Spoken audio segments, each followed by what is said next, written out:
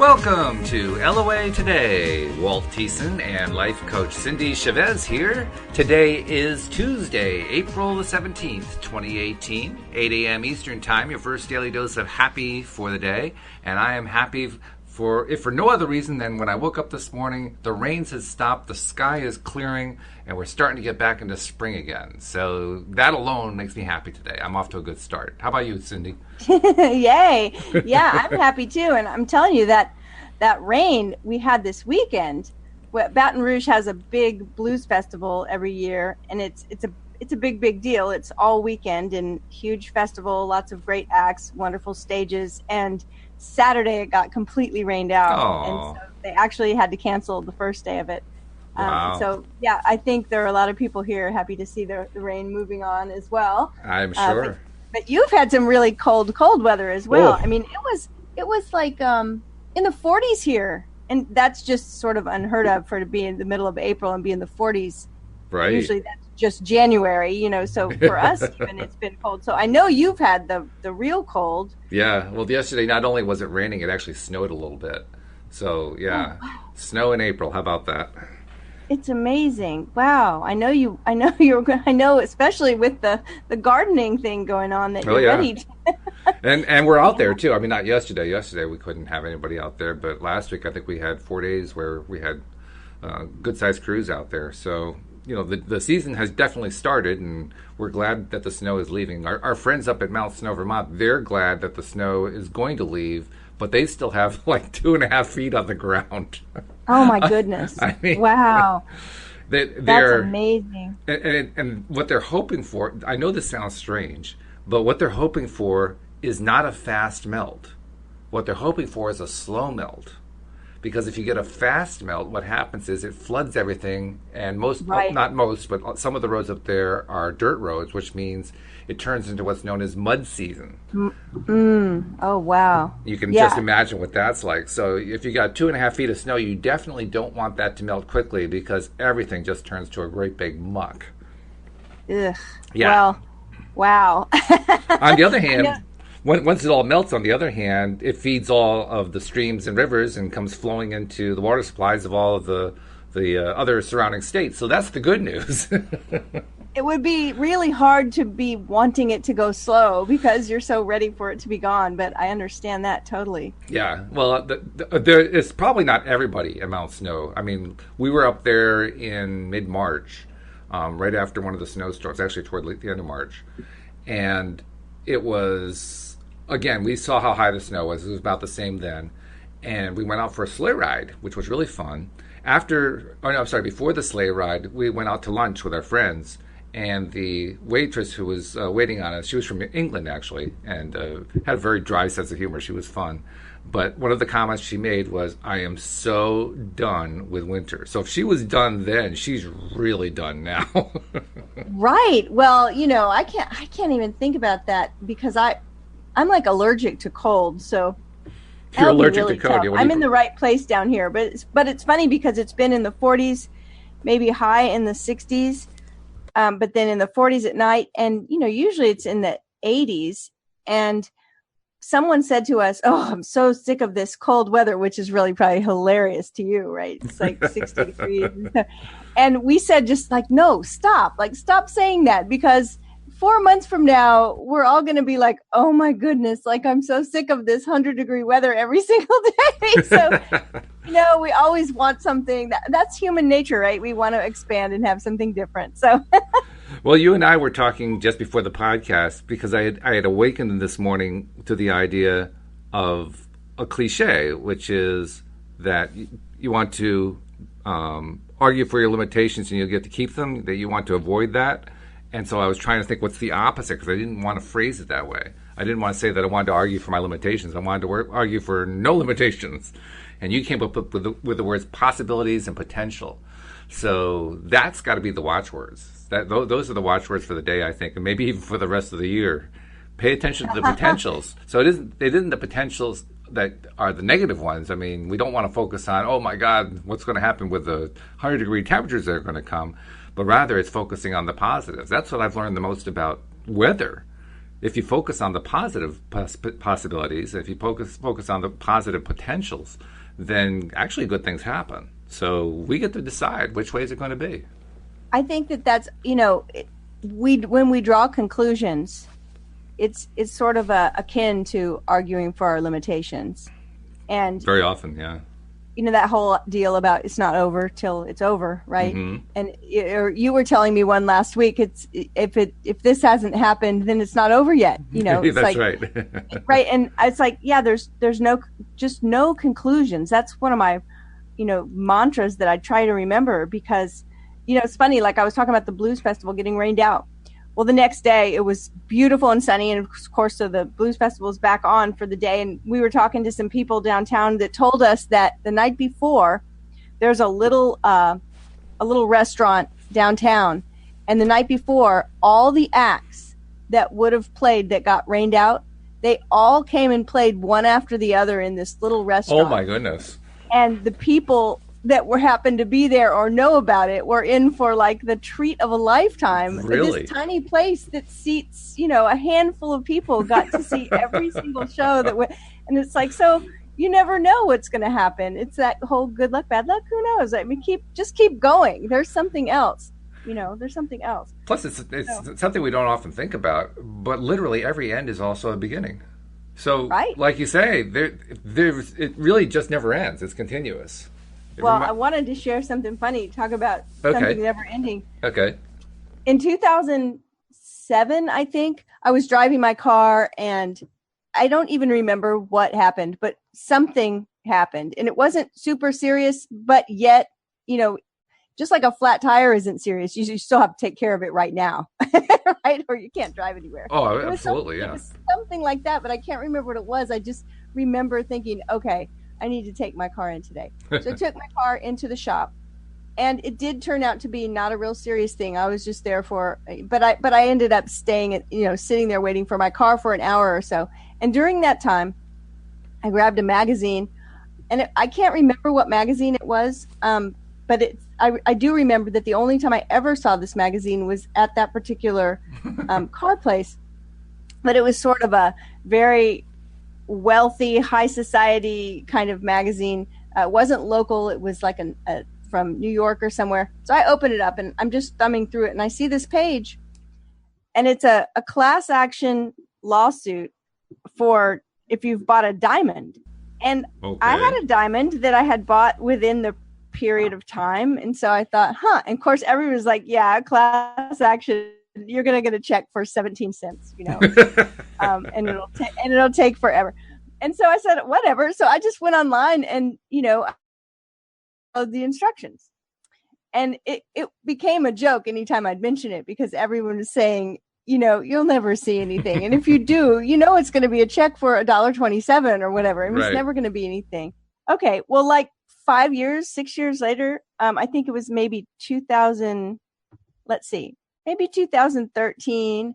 I got a check in the mail for, I don't know, $128 or something like that. And I was like, hey, that's not bad. I'll take $128 just showing up out of the blue. Yeah. And so it was kind of just like, hey, look at, it wasn't 17 cents. It wasn't $1.23 or whatever. Yeah, it was more than a cup of coffee. That's good. Anything more than a cup of coffee is good. $128 that I had. It's like fun. Okay, so I thought that was over, because that was like a few years ago, maybe 5 years ago. Well, yesterday, okay, so the I feel rich mantra. Oh, yeah. Okay, and I remember how we talked about when we focus on a specific thing, it's usually like short term. We were just talking about this. Mm-hmm. And then the rest of the time we're letting ourselves get wrapped up in, the limitations and things that are happening. Yep. And so, my goal back then when I did the 1,000 affirmations a day, I feel rich, was to do it for 10 days. And I did it. And all these things started coming in, right? And then I let go of it a little bit, right? And every once in a while, we'll look at each other over here and say, I feel rich. I feel rich. We went to dinner with a family member, and we poured a glass of wine, and somebody lifted their glass like to make a toast. And he said, I feel rich. And I said, I feel rich. And the third person cocked their head and looked at us like, like a little dog looks at you like, what? It was so funny. And so it was was kind of like, I don't know what was going through her mind. It's like, why are you saying that? But anyway, so yesterday morning I woke up and that's funny. You're mentioning you woke up with this thought in your mind. I woke up and thought, wow, I really haven't been, saying this mantra. I need to, it was a lot of fun. All the things that were coming in when I was really, really grooving with the I feel rich. So I got to do that today. So I looked at my clock and I realized the alarm or the coffee maker or whatever wasn't going to start happening for like 30 minutes. So I just laid there and did, I feel rich. I feel rich. I was kind of counting on my fingers to 100. I feel rich. Yesterday morning, I get up and I go to the mailbox and there's something from the Diamond class action thing. Really? Another one. What? Wait a minute. And I opened it, and it said they had paid out all the money and there was money left over. And so they split the remainder with everybody that was involved. And it was a check for $10. Oh, that's funny. That is great. Wow. So it was like, this is like the never ending story. Yeah, right. Which is fine. But I just thought it was funny that, one time I got a check in the mail and it was for a letter. It might have just been a letter. And it was because I had overpaid my insurance. I can't remember. I think it was homeowner's insurance. And I had overpaid it, just by a handful, just a few dollars. It wasn't anything, but it was just a few dollars a month for like 15 years. Mm-hmm. Turned out to be a really big check. Yeah. And it was like, and here's the thing that I always try to, we're talking about money and the law of attraction, and we just never know where it's going to come from. And the universe can use all different ways to deliver. So that's the potential and the possibility that we have to remember, is that who knows where it'll show up from. It doesn't matter. We also have to be attuned to it. I mean, you were clearly attuned to all kinds of possibilities, both with your I feel rich mantra and just in general, just the things you were focusing on in the stories that you were telling, like, the diamond thing, we're just going to give it a shot anyway. It reminds me of a video I saw of Jack Canfield giving a talk. Jack Canfield, of course, being the author of the Chicken Soup for the Soul series and also a presenter in the movie The Secret. And Jack, in the middle of his talk, wanted to make a point about abundance. And so he reached into his wallet and he pulled out a bill. It turned out to be a $50 bill. And he folded it into into quarters. So it's like the small bill in his hand like that. And he holds it up and he says, I have a $50 bill here for anyone who wants it. And the entire audience just sits there for a moment until one young woman gets up, walks up, takes it out of his hand, and goes back to sit down. And his point was, isn't it interesting how only one person got up to claim it? He had made it perfectly clear it was available to whoever wanted it, but only one person claimed it out of the entire audience. Mm-hmm. Which is another way of saying opportunities exist all the time, but we limit ourselves into believing that, well, it can't be me. Right. And that's, all the people that said to me, that'll never amount to anything. They were all saying the same thing. Claiming it was about as easy as getting out of the chair and walking up to the front of the room, because I just had to go online and, I had to do a few little things. I think I had to mail a copy of something somewhere, but it wasn't impossible work. And I think to myself, well, how many people saw the same ad I saw and qualified for it as I did? Meaning I had purchased a diamond in the past, few years. Right. And just scoffed at it and turned the page. Oh, that'll never amount to anything. Well, it's sort of like my friend's husband always tells her, you can't win the lottery if you don't buy a ticket. That's true. You can't keep talking about, well, if I win the lottery, it's like, well, you don't buy lottery tickets, so it's probably not going to happen. Of course, anything's possible. Anything is possible. One on the ground, right? Yeah. Yeah. The point, though, is you have to be open to receiving it. Yes. And then inspired action. And inspired action. Yeah. Like that one woman that got out of the chair and walked up to the front of the room to claim it. Probably everyone, or at least a good portion of the people sitting there, were having a thought about, well, should I get up? But she actually took the action. She took the action. Yeah. Yeah. The other thing too is that you have to have both pieces to it. There are a lot of people who just buy lottery tickets hoping they're going to win the lottery and they never win anything. Right. They don't really believe it. I've actually bought a lottery ticket before and had a person standing in line in front of me to buy a lottery ticket. And as he purchased it, he turned around and said to me, I don't know why I buy these things. I'm not going to win. I was like, yep, you're probably right. You're absolutely true. Yes. Yep. You're correct. So, on behalf of the state of Louisiana, thank you for your donation. Right. Right. That's so funny. Yeah. This stuff that we talk about, the law of attraction, this science of deliberate creation, of being, the law of creation, of being creators, the law of allowing, of learning how to allow it to happen, to not put limitations in our own minds.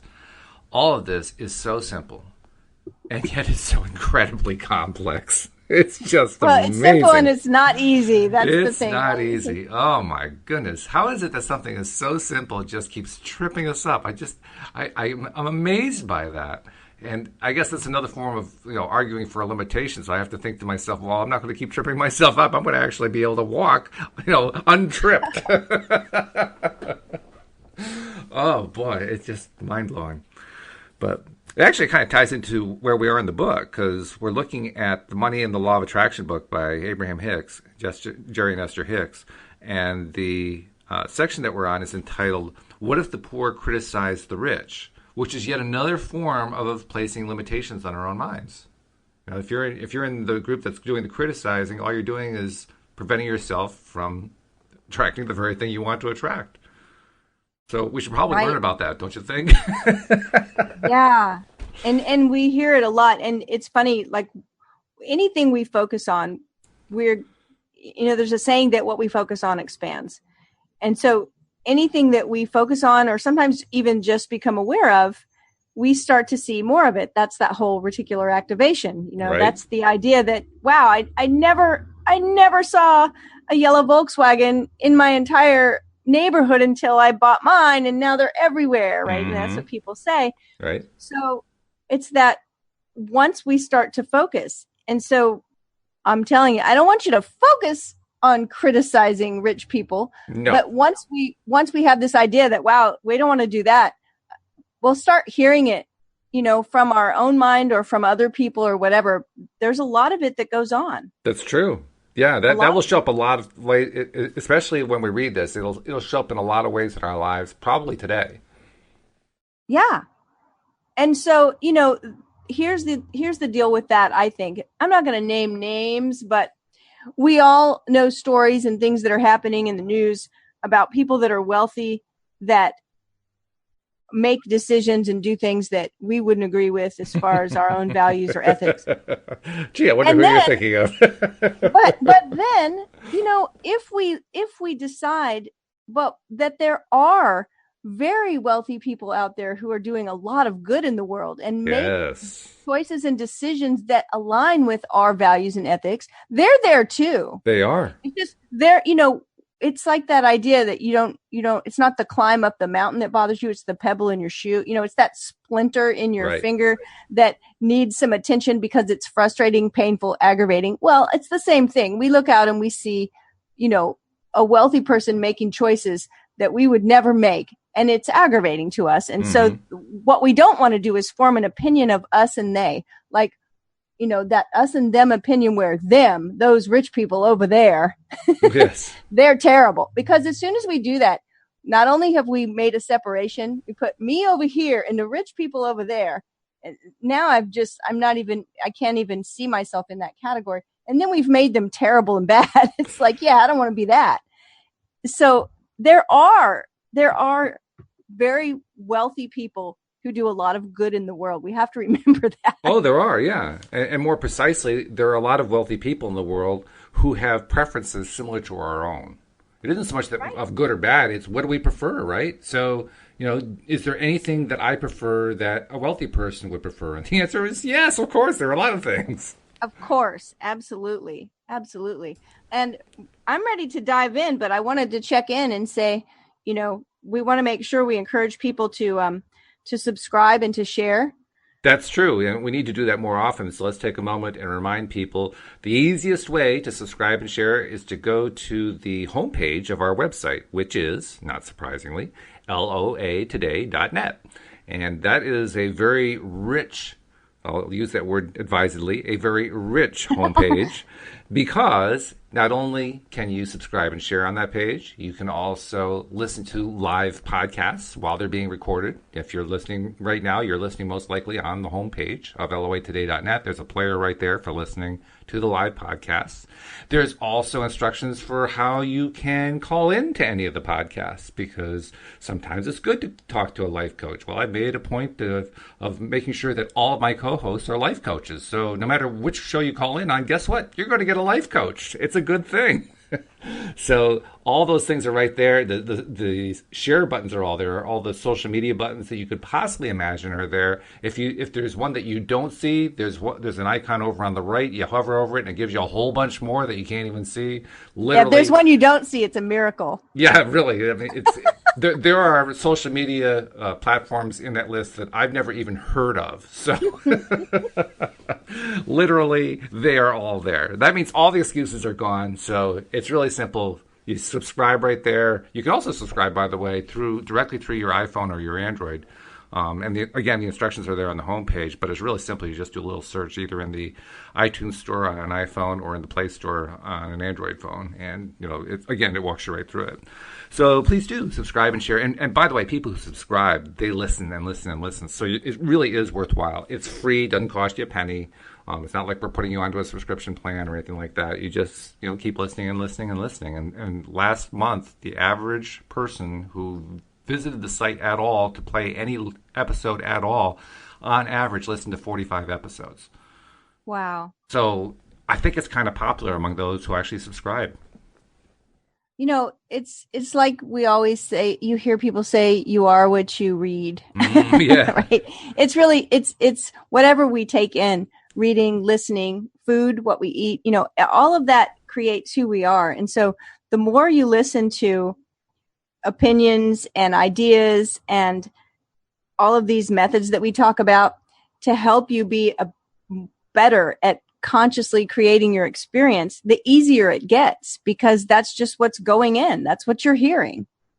Exactly. So yes. Yeah. Please subscribe and then share with your friends. Also. That's right. Yeah, that's true. Because when you're listening to our podcast, what you're really doing is getting direct help without having to do much of anything yourself to reprogram your own mind for the positive.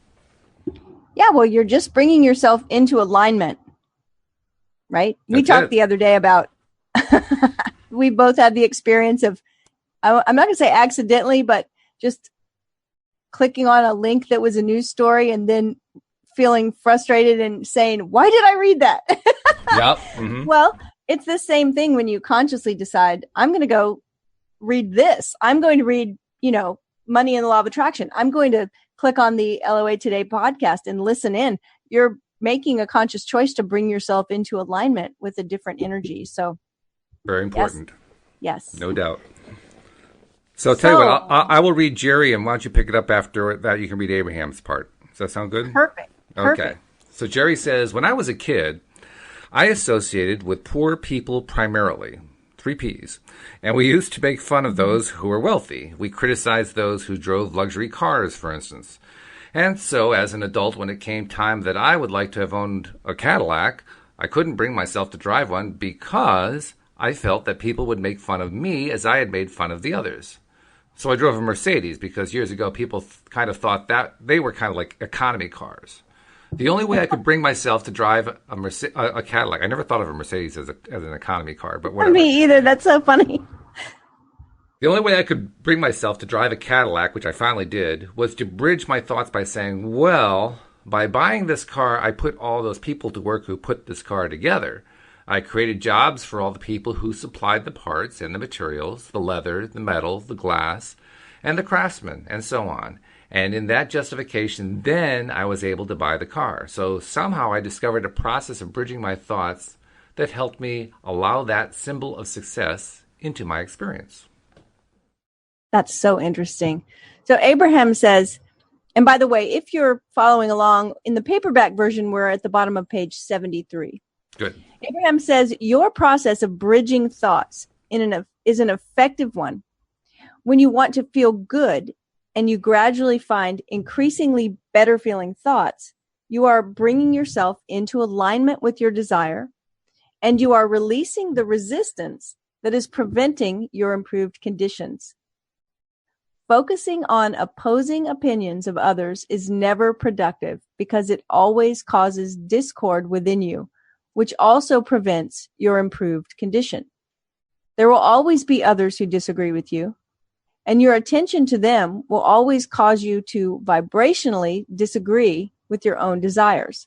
Listen to your own guidance system by paying attention to how you're feeling in order to determine the appropriateness of your desires and behaviors. There will always be someone, no matter which side of any subject you choose, who does not harmonize with you.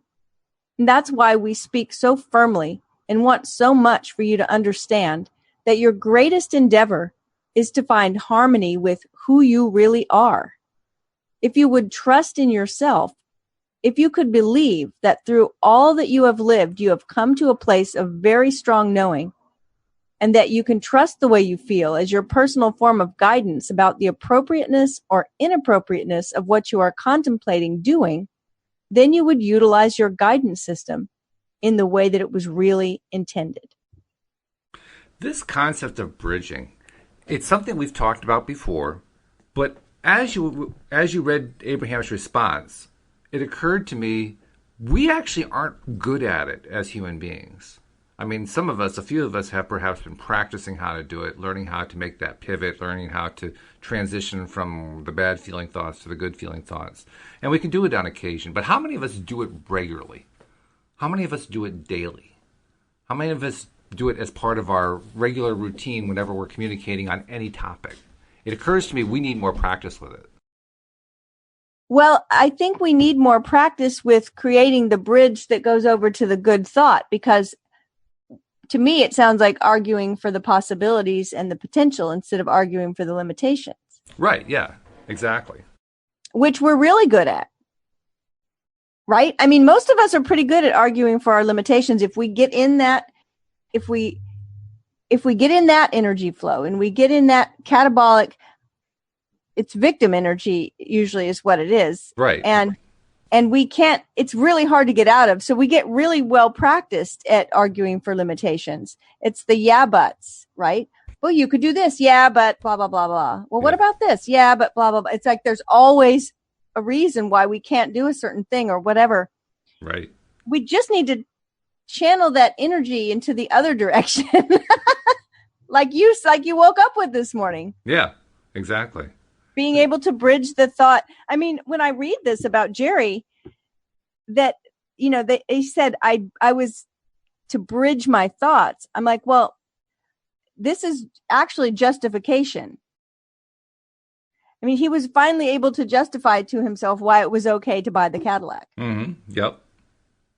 And so I think we are good at it a lot of the times. We just need to turn it around, and it's like being really good at using a tool but not good at using it for a right reason or a better outcome, I should say.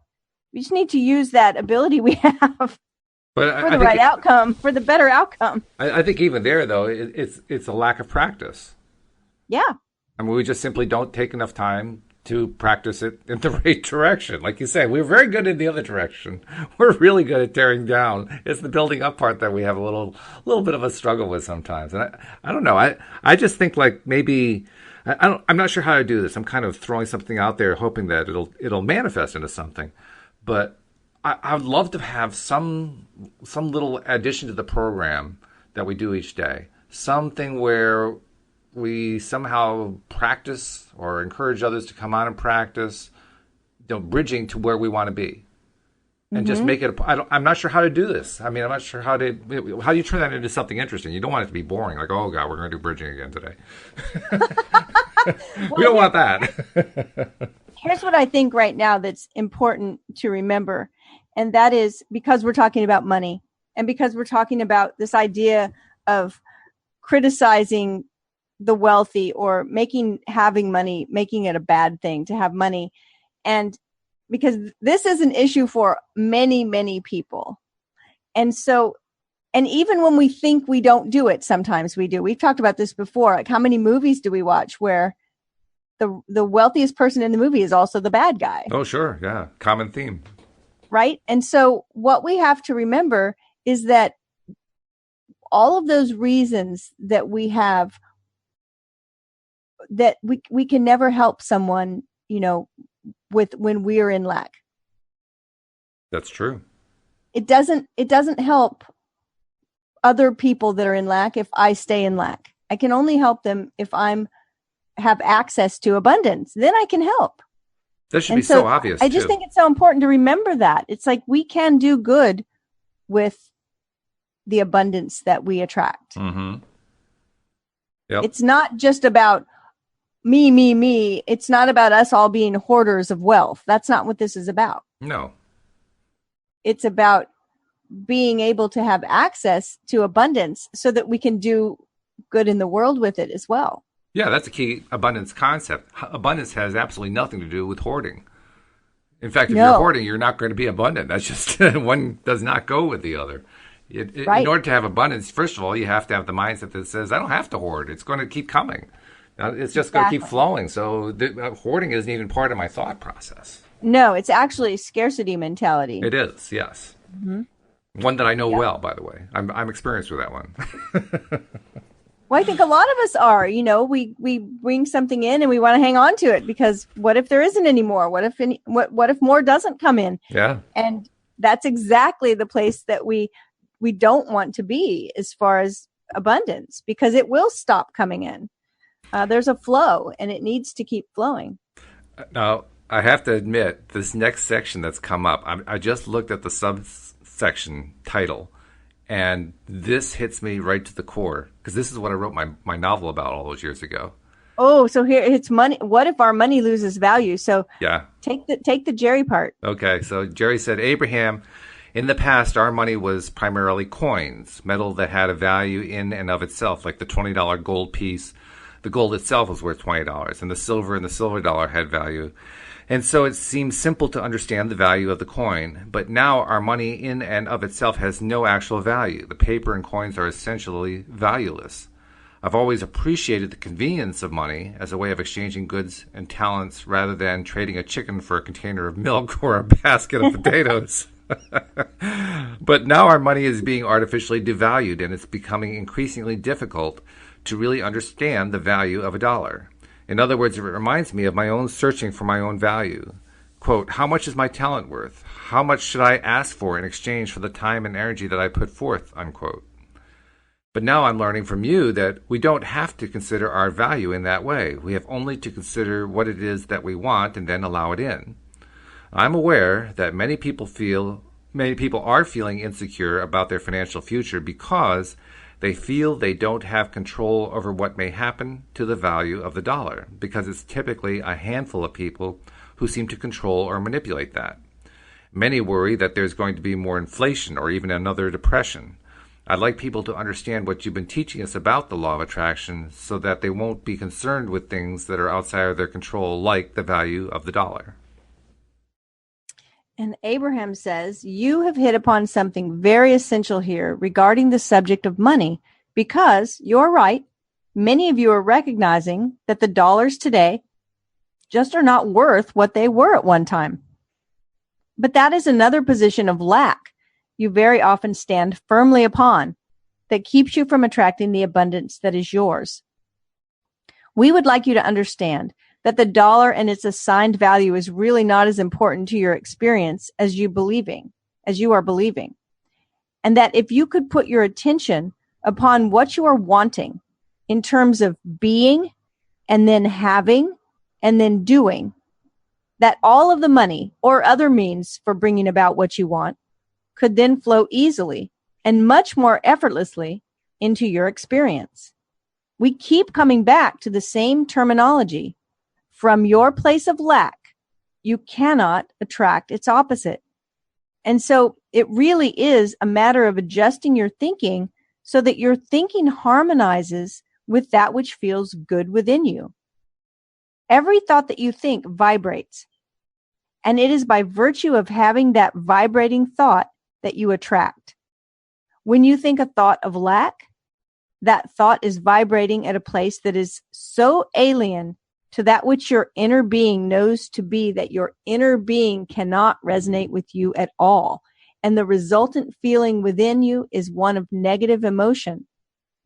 When you think a thought of upliftment or abundance or well-being, those thoughts do harmonize with that which your inner being knows to be. And under those conditions, you are filled with a feeling of positive emotion. You may trust the way that you feel as the indicator as to which side of this subject, that is really two subjects, you are on.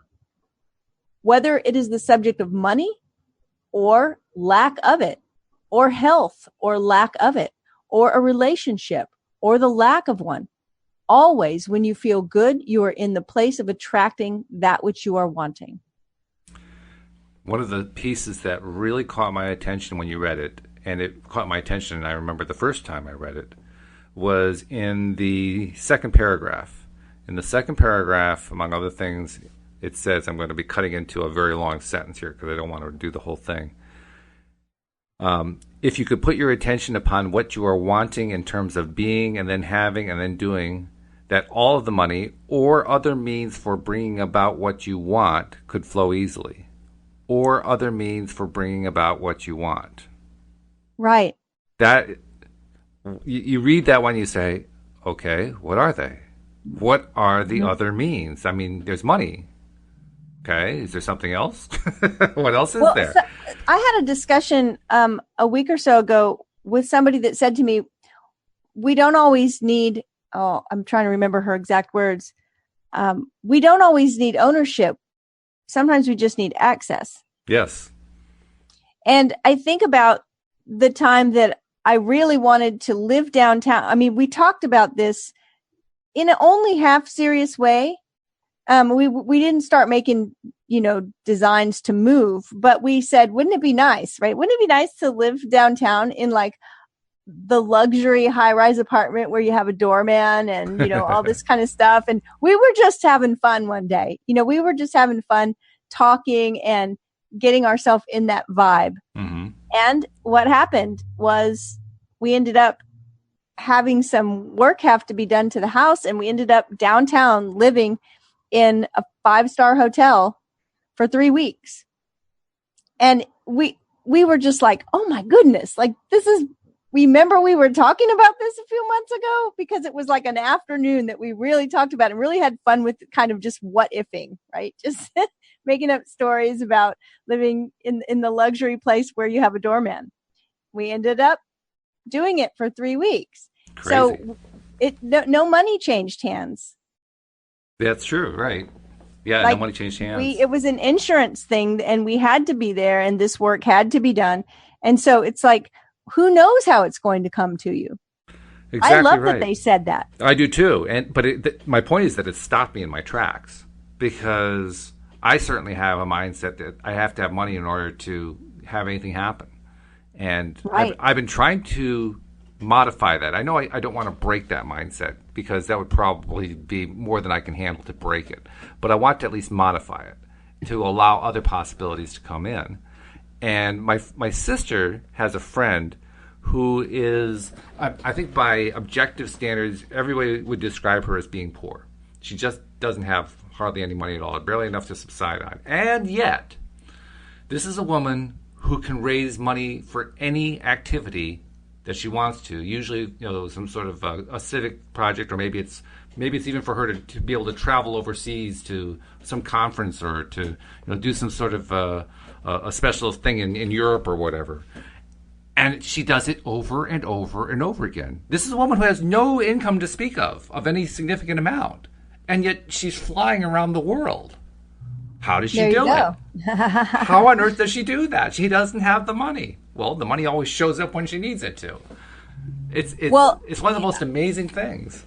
What stood out to me, and I think it kind of answers part of that too, in the same paragraph, was where it says, if you could put your attention upon what you are wanting, and this is what jumped out, in terms of being and then having and then doing. Yes. What stood out, we hear this a lot, be whatever you want to be, do, or have. But they put it in an order here with these words in terms of being and then having and then doing. Yes. And my point is that you'll never have it if you can't first be the person that has it. Yes, it's the being that comes and that's first. what is there right there in terms of being and then having. And so your friend that flies all over the place, she's perfectly comfortable being that person. She's perfectly comfortable being the person that doesn't have a lot of income, but that people are always giving her opportunities to do the things she wants to do. Exactly. That's who she is. Yeah. And so that's what flows in. And so being comfortable, we talk about people that want to have, let's say, a best-selling book.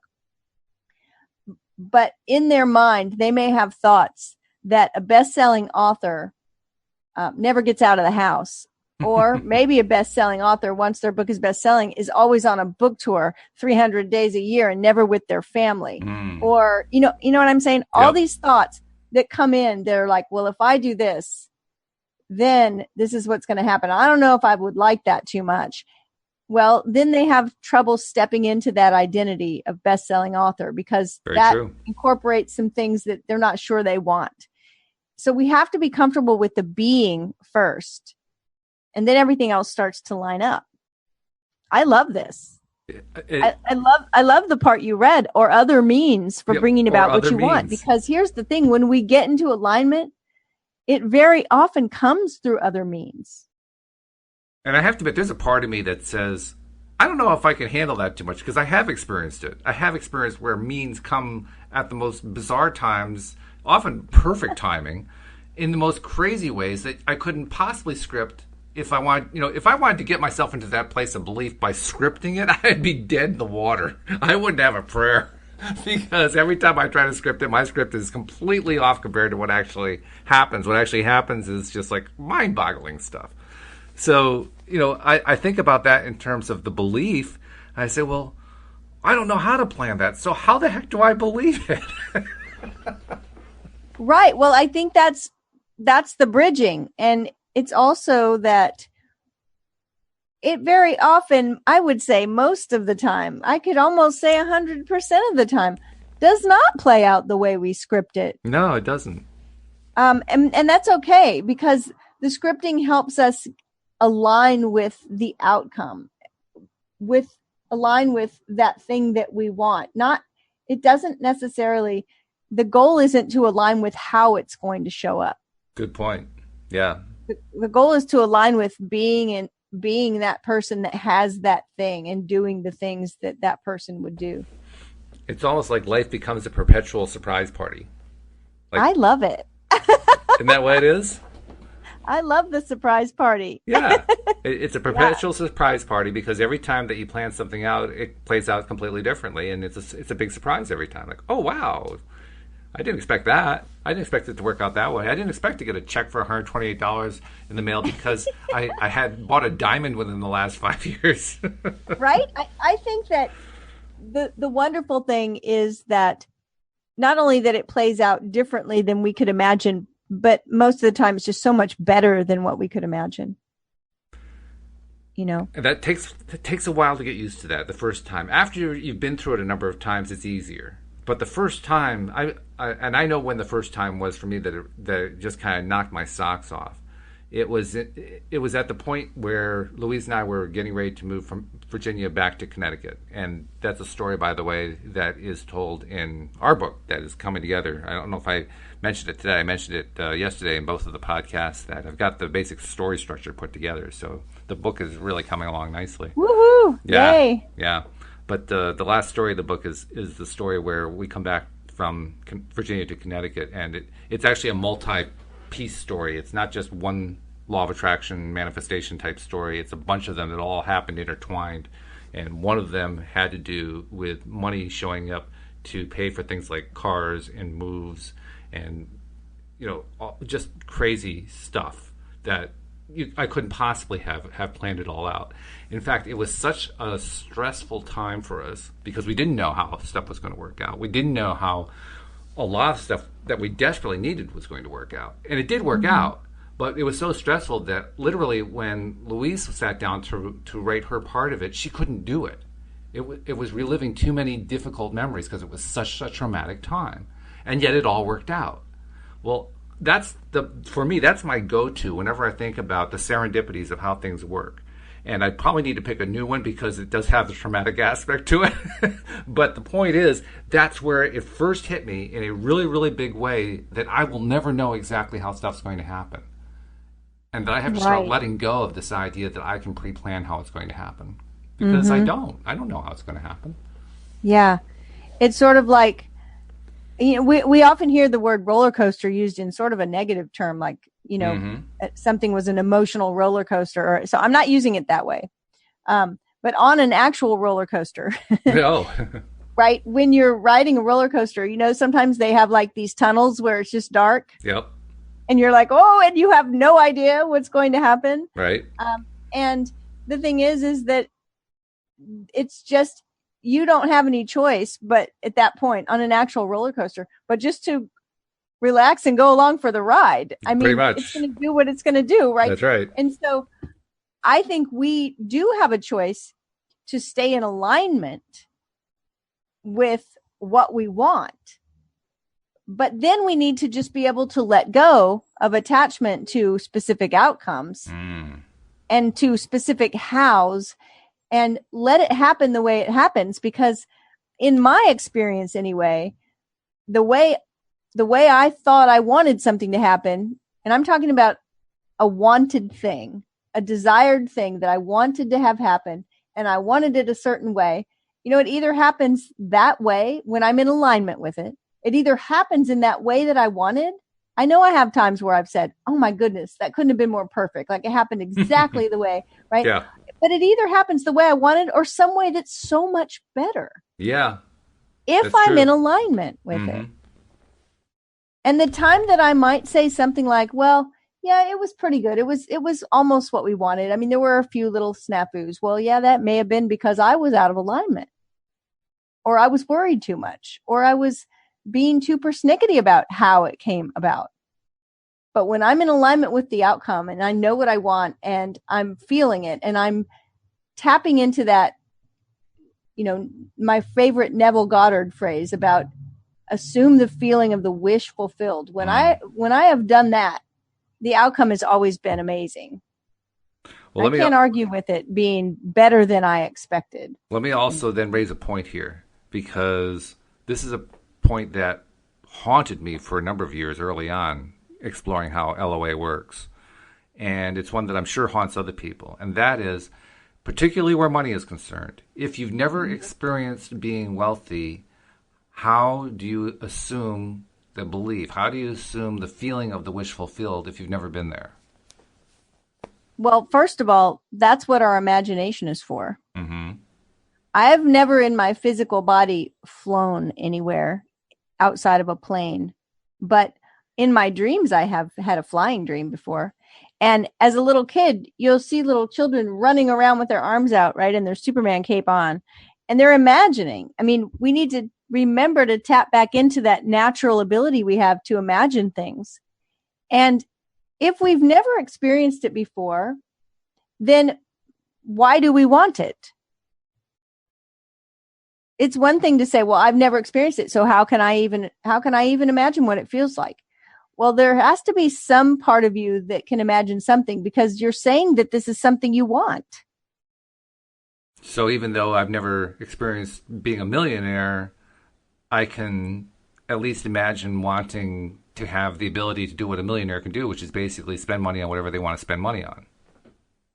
Right. I always think of, when we dig down with someone asking them questions, a lot of people pick that number out. It's like, I want to make $1 million. I want to be a millionaire. And the question is always, well, what would having that give you? Because they have some definition in their head of what that means. It's not just random. And if it is, then we need to dig down and figure out, well, why is it that you actually think that you want that? Why? What would that give you? And usually it digs down to happiness or freedom. Freedom's a big one. Mm-hmm. And it's what you just said. It's, I want to have the freedom to buy the thing I want to buy without worrying about it. I want to be able to have that experience or buy that thing without struggling over it. Just want to be able to do it. I want to have the freedom to just do that thing or buy that thing. And yes, money often does give you that ability. And that, by the way, is actually something most of us have experienced, even if we're not millionaires. I mean, right. I can remember a time, it was actually the last employee type paying job I had before I went self-employed around the turn of the millennium. I was working for Phoenix Insurance, the insurance company, and making the best money I'd ever made as an employee. And at that point in time, the money was good enough that, like Louise and I could go out to dinner. I could buy the dinner and not think twice about it. And that was a new experience. That was not something I was used to. It was a good experience. And there were times where I try to think back, how did that feel when I had that increase in income, and that increase made me feel like I had that freedom that you talked about, that freedom to just, buy the dinner and not think twice about it, because that's the feeling.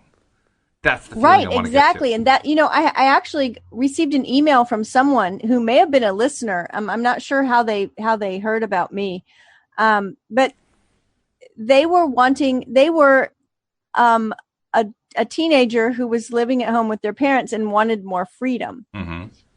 And I said to them, the most important thing that you can do right now, number one, with staying within the parameters of the rules that your parents are setting for you. I mean, right. I'm not going to encourage anybody to break rules, but focus on and enjoy and appreciate the freedom that you do have. Right. Right? Do you have the freedom to choose what you want to eat? Do you have the freedom to choose what you want to wear? Do you have the freedom to use your phone, send an email, watch what you want on TV?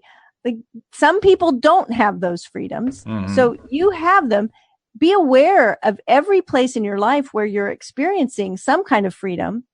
And I would say the same thing about money, right? It's like, yeah, I definitely can't just like walk down to, or, go down to any, we were talking about Cadillacs and Mercedes. I don't have the ability to just go down and pick out, 4 or 5 new Mercedes and just have them delivered today. Right. I don't have that. But I do have the ability to purchase lots of things. And I actually have the ability to purchase lots of things without even looking at the price. Now, they may be small things, right? But how small can we go? Like, can you walk into a store and buy a pack of gum and not worry over how much it is? Just throw it on the counter and pay for it, or a bottle of water. Or so, it's finding that place where you are experiencing that, maybe in a really small way, but you still got it. And then appreciating that and tapping into that. Wow, I don't have to, worry about this one thing. And that's it right there. You have absolutely nothing. You can still tap down to areas that you have freedom, or areas where you experience happiness. Tap into that, because that's really the ultimate objective for you anyway. Right. That's what we're trying to get. We're trying to get that freedom feeling. Freedom feeling, yes, but any kind of feeling that's associated with whatever it is we're trying to attract. And if we associate freedom, then by all means we focus on the freedom. But we want to accelerate it. We want to accentuate it. And that's, I think, what you were talking about toward the end there, where you said you want to appreciate it. You want to, really zero in on what it feels like to feel the freedom when you're able to, without giving it a second thought, buy that pack of gum or whatever. One of the things that I've said this over and over since we started the book is that the idea of pivoting really impacted me. And it wasn't a new idea to me, but the new part of it to me was not just understanding what I didn't want and then what I did want, but going further and not letting the answer be, because I don't want that. And I think this happens a lot with money. Like you said, okay, what if we are in a place where we have not experienced wealth to any degree at all? Maybe we're a person that's experienced poverty our entire life, and we just can't think of a place. And so when we ask the question, well, why then do you want to be wealthy? Why do you want to attract abundance? And the answer immediately is, because I'm tired of this poverty. I don't want to be poor. And the pivot, the PowerPoint in the pivot for me is not letting that be the answer. And not settling. Not good enough. Right. Nope, you can't stay here. That's the wrong answer. You can't stay here. As a matter of fact, I wrote an email to my list about a week ago, and I had so many replies. It really kind of blew my mind because a lot of times I send an email and no one replies to it. This time, so many people replied, and this is the very thing I talked about. I talked about that I told my experience of the beginning of the year when I was sick, and how many times I went around that circle of saying, catching myself with a story in my head. Oh, I think I'm getting sick. I wonder if I have a fever. I bet I have a tiny little fever. Oh, I don't feel good. I think my throat is getting scratchier. Oh no, I have to do the podcast. I have people to coach. I don't want to have a scratchy throat. And catching myself just going on this kind of rampage that definitely was going to attract a bigger head cold and saying, no, I want to be well. Why do I want to be well? Because I don't want to be sick. No, that's the wrong answer. Keep going. Keep going. And it took some effort to come up with reasons. And it will take some effort for you to come up with reasons why you don't want to be poor. Besides, I just don't want to be poor. What are they? And as soon as you start tapping into the possibilities that having abundance and more wealth would bring you, your energy level will shift. It's automatic. When you can get away from focusing on the thing you don't want and start focusing on what you do want, it changes. You will change. I talked to somebody last week and they were right in that spot because I don't want to be poor. And I said, no, let's keep going. What could you really do if the money really started coming in for you? And they started talking about travel. And I mean, they just lit up. They said, oh, well, I'd be able to travel. I've always wanted to go to this place. And they started talking about trips that they've imagined having. And I'm telling you what, they lit up. Their energy shifted so much. And I was like, I said, okay, right there. You see how you're feeling right now? That feeling? Memorize it. Hold on to that feeling. Yep. That's the one you want. Not that other one that you had 2 minutes ago of, oh, I'm so tired of being poor. That's not the one you want. The one you want is the one you're having right now where you're talking about traveling to other countries and seeing the world and doing those things that you want to do. Yeah, Hold on to it. the one where you're saying, I'm so tired of being poor, you definitely don't want to stay there. I mean, it's a good start. You got to start somewhere, so you have to begin the bridging process, but you definitely don't want to stop there. And that is what we tend to do. We tend to stop there. Well, we don't have to. We can continue. We can say, well, okay, so what is it that I do want? And like you did with your friend or client there, you help them to understand, well, I really want to travel. And travel is fun. Travel is an exciting prospect. Being able to see the world and see how the other half lives, to see how all this stuff works around the world. That's an interesting thing, too, is like that a whole idea of, well, I can't imagine being wealthy. I've never been wealthy. But we've all imagined something that we really want. And could money afford that for us? Yes, probably. But see, money is still the how. And true. So skip over all of that. That just brings a lot of confusion and, negative feeling vibration. Skip over it. Go right to what it is that you think you would do with it. And imagine that. Exactly right. Plus, well, we're actually kind of running out of time here, so I've got to be brief, but it reminds me about the open houses Louise and I have been seeing. We've been seeing some very, very expensive open houses, and some of them are very, very nice, and some of them, like rich people live here, really? You're wondering, like, okay. But no time to go into that because we're out of time. Cindy, if somebody wants to reach out to you, how do they reach out to you? They can find me at cindychavez.com, CINDIECHAVEZ.com. Come and find me. Say hello. That sounds great. Wendy, yes. Cindy, it's been a pleasure. I can't wait to do it again tomorrow. We'll be back tomorrow. And we hope you join us as well here on LOA Today. Goodbye, everybody. Bye, everyone.